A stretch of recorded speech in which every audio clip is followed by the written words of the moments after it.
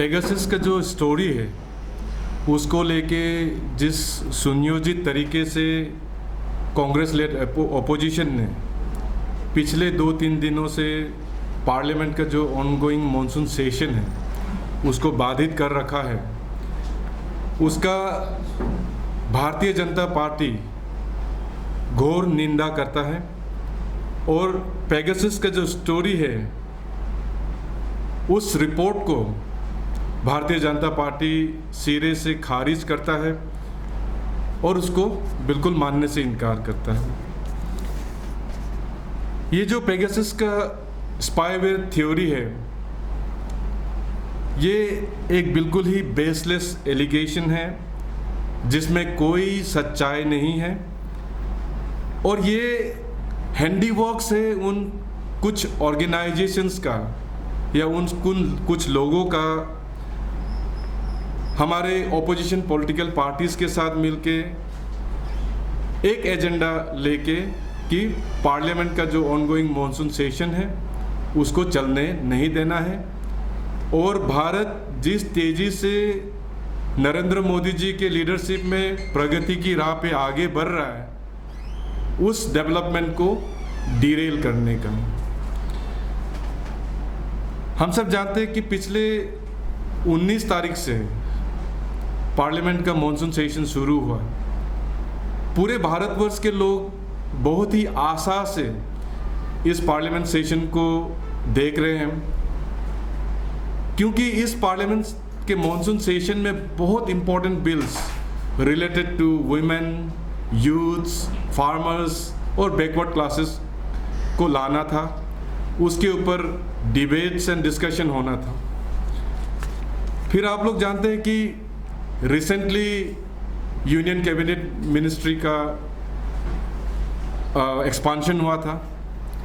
उस ministry expansion में पहली बार भारत के इतिहास में बहुत सारे वुमेन को, बहुत सारे एससीज को, बहुत सारे एसटीज को और अदर बैकवर्ड क्लास के मेंबर्स को मिनिस्ट्री में स्थान दिया गया था।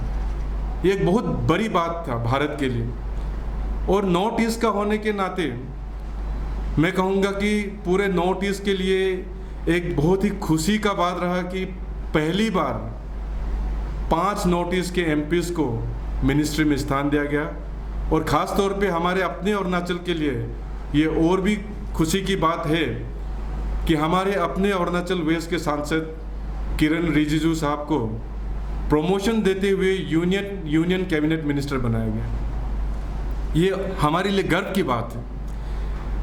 और as per the well establish parliamentary norms इस पार्लियामेंट के जो मॉनसून सेशन के पहले दिन इन सभी नए मिनिस्टर्स का ऑनरेबल प्राइम मिनिस्टर के द्वारा इंट्रोडक्शन होना था। ये एक वेल एस्टैब्लिश पार्लियामेंट्री नॉर्म है जो वर्षों से चला आ रहा है। इसको सब इज्जत करते हैं इस नॉर्म्स को। मगर जिस तरह पेगासस के स्टोरी को कुकअप करके कांग्रेस लेड अपोजिशन ने इस वेल एस्टैब्लिश पार्लियामेंट्री नॉर्म को होने नहीं दिया, नए मिनिस्टर्स का इंट्रोडक्शन होने नहीं दिया, ये बहुत ही दुर्भाग्यपूर्ण बात है और इससे जो संसद का गरिमा है उस गरिमा को चोट पहुंचा। खास तौर पे हम नॉर्थ ईस्ट के लोग, क्योंकि 5 मिनिस्टर इस बार वहाँ दिया गया है, हम लोग गौरव से उस सांसद में जो इंट्रोडक्शन होने वाला था संसद में वो हम देखना चाहते थे, लेकिन ये हो नहीं पाया। और ये जो हो हल्ला पार्लियामेंट में मचा हुआ है कांग्रेस लेड ओपोजिशन के द्वारा, वो किसके ऊपर है? पेगासस के ऊपर। उनका कहना है कि पेगासस स्पाईवेयर के जरिए से स्नूपिंग किया जा रहा है, लोगों के फ़ोन में झांका जा रहा है, लेकिन वो कोई भी एविडेंस देने में सक्षम नहीं हुए हैं। बस बेसलेस एलिगेशन पे एलिगेशन, बस पार्लियामेंट का सेशन आगे नहीं बढ़ना है, कोई बिल्स आगे नहीं आना है, बस उसी में वो लगे हुए हैं। आपको याद होगा पार्लियामेंट सेशन से एक दिन पहले ऑनरेबल प्राइम मिनिस्टर ने पूरे ओपोजिशन पार्टी के साथ मीटिंग किया था 18 तारीख को, और उन्होंने ख़ास तौर पे रिक्वेस्ट किया था जितने भी ऑपोजिशन लीडर्स को कि आप लोग तीखे सवाल करें और जो भी आपका डिस्कशंस है हम लोग उसको पार्लियामेंट्री रूल्स के तहत आप लोग जो भी मुद्दा उठाएंगे उसको हम लोग उस पर हम लोग चर्चा करेंगे। और एक ऑनरेबल प्राइम मिनिस्टर अगर ऑपोजिशंस को कहता है कि तीखे सवाल करें आप लोग, इसका मतलब क्या होता है? इसका मतलब है कि सरकार हर चर्चा के लिए तैयार है। सरकार किसी भी टॉपिक पे चर्चा करने से नहीं डरता है क्योंकि हमारे पास छिपाने के लिए कुछ नहीं। तो आईटी मिनिस्टर ने जब पार्लियामेंट में पेगासस स्टोरी के ऊपर क्लैरिफिकेशन देना चाहा तो उसको भी बोलने नहीं दिया गया। अभी $1 मिलियन प्रश्न ये है कि ये जो पेगासस का कहानी है, स्टोरी है, वो ठीक पार्लियामेंट सेशन से एक दिन पहले ही क्यों उभर के आया? पहले क्यों उसको नहीं लाया गया? ये सोचने वाली, गौर करने वाली बात है। क्या इसके पीछे कोई बाहरी ताकत का हाथ है? किसी बाहरी ऑर्गेनाइजेशन का, कुछ ताकतवर लोगों का हाथ है? क्या ये प्री प्लान स्ट्रेटेजी है मॉनसून सेशन को डिरेल करने के लिए? इसके ऊपर हमें गौर फरमाना पड़ेगा। जहाँ तक पेगासस स्पाईवेयर का एलिगेशन है, जिस तरह से ऑपोजिशन कह रहा है कि उनके कुछ लोगों के फ़ोन में सरकार द्वारा स्नूपिंग किया गया है, तो सबसे पहले कोई भी ऐसा एविडेंस वो लोग प्रोड्यूस नहीं कर पाए हैं जो ये दिखाता है कि स्नूपिंग हुआ है। पेगासस और भारत सरकार के बीच ऐसा कोई रिश्ता वो लोग अभी दिखा नहीं पाए, बस थियोरेटिकल एलिगेशन पे एलिगेशन लगाते जा रहे हैं। सेकंड, जिन्होंने इस स्टोरी को ब्रेक किया, पेगासस स्टोरी को, उन्होंने, उस ऑर्गेनाइजेशन ने भी कभी ये नहीं कहा कि जो 50,000 फ़ोन नंबर्स का डाटाबेस उन लोगों ने प्रोड्यूस किया है, उस लिस्ट में किसी का नंबर होने का ये मतलब बिल्कुल नहीं है कि उस फ़ोन में ताक झाँक किया गया है, स्नूपिंग किया गया है या फ़ोन को टैपिंग किया गया है।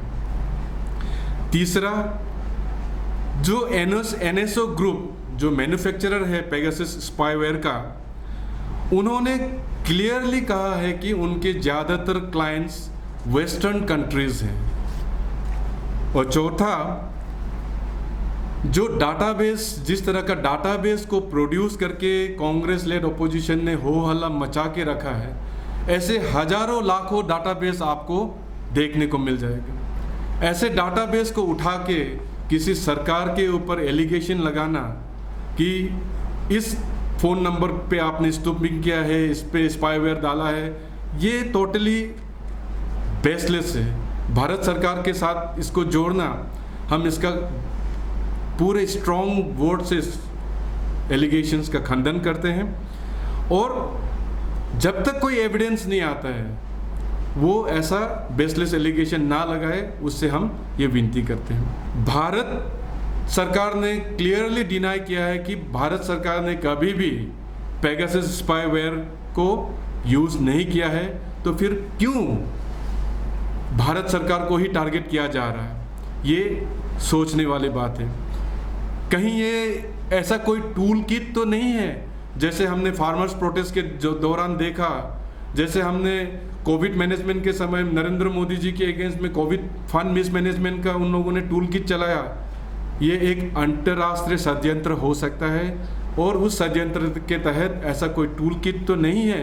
ये पेगासस जो स्टोरी है, ये भी इस पे हमें गौर करना पड़ेगा।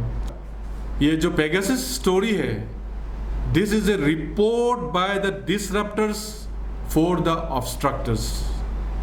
मैं एक बार रिपीट करूंगा, this is a report by the disruptors for the obstructors. Disruptors कौन है यहाँ पे? वो बाहरी ताकत, वो बाहरी इंसान, वो बाहरी ऑर्गेनाइजेशन जो भारत का प्रोग्रेस को डिरेल करना चाहता है। बट वेरी अनफॉर्चुनेटली ऑब्स्ट्रक्टर्स कौन है इसमें? ऑब्स्ट्रक्टर्स हमारे ही देश के पॉलिटिकल पार्टी के कुछ लोग हैं जो अपने सेल्फ इंटरेस्ट के लिए भारत को आगे बढ़ने नहीं देना चाहता है। भारत के अगेंस्ट में ही हेड कैंपेन में वो पार्टिसिपेट करते हैं।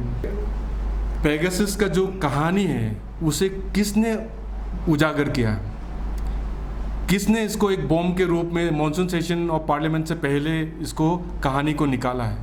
Amnesty international, the wire. Amnesty international एक ऐसा ग्रुप है जो जब भारत में काम कर रहा था, भारत सरकार को जब लगा कि ये भारत का खिलाफ एंटी इंडिया कैंपेन में हिस्सा लेता है, एंटी इंडियन कैंपेन या इंडिया हेट कैंपेन चलाता है कहीं ना कहीं, तो भारत सरकार ने उस समय एमनेस्टी इंटरनेशनल का जो फंडिंग पैटर्न है भारत में, उसके ऊपर में उनको क्लेरिफिकेशन मांगा था। और आपको जान के हैरानी होगा कि जब भारत सरकार ने उनसे क्लेरिफिकेशन मांगा रिगार्डिंग फंडिंग, तो वो भारत ही छोड़ के चला गया। उन्होंने कहा कि हम ऐसा एटमॉस्फेयर में काम नहीं कर सकते हैं। तो ये एमनेस्टी इंटरनेशनल जैसा ऑर्गेनाइजेशंस जिन्होंने इस रिपोर्ट को जारी किया, आप इससे समझ सकते हैं 2019 में जैसे मैंने कहा है, एक बार पेगासस का कहानी निकल के आया था, उभर के आया था, उस समय चर्चा हुआ था। उस समय सरकार ने बता दिया कि पेगासस सॉफ्टवेयर जो है सरकार ने नहीं खरीदा है। मैं आपको वो बता रहा हूँ, 2019 में बताया गया कि हमने नहीं खरीदा है।